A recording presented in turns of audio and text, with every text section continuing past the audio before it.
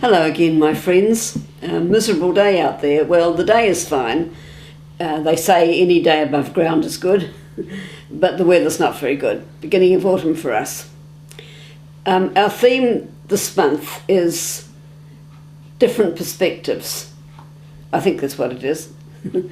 And that speaks to me of the differences of diversity. We know, we who profess to be Christian know well that Jesus' mission was to go out to the edge, right to the edge, and meet people who were completely alien to his culture.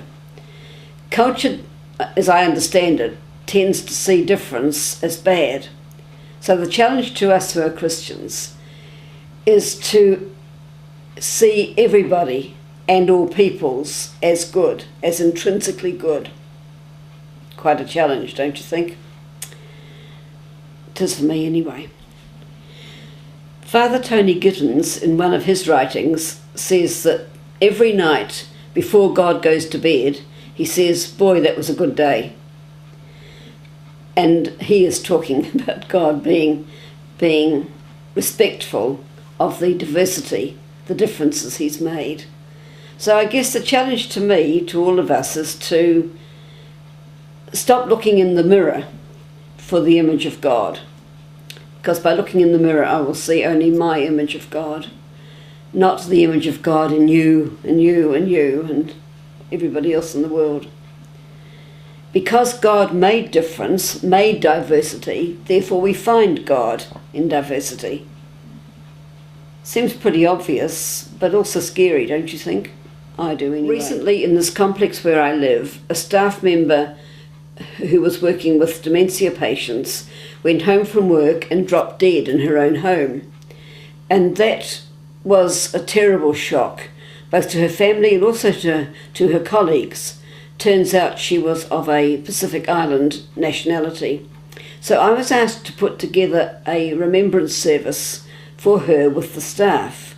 And it was absolutely fascinating to listen to the way in which each of them from all their different cultures talked about her in terms of warmth and affirmation. It was absolutely lovely. It was an example to me. So we find God in the face of the stranger, and we know that, but it's difficult to actually do it, isn't it? And that doesn't mean that I accept what everybody does. It doesn't mean that at all. So I need to separate out the intrinsic worth and value of the individual from their behaviour, which may need to be challenged at times. It's always, this subject we've been talking about is always a tough one, because we all come from different cultures, and as I said at the beginning, within our culture we tend to think of other cultures as bad. And we who are Christians must go beyond that. We must go to the edge as Christ in his mission did. He didn't have to go to Samaria that day in the Gospel of John.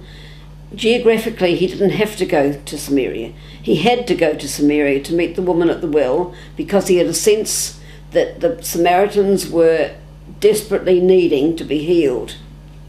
That's why he had to go.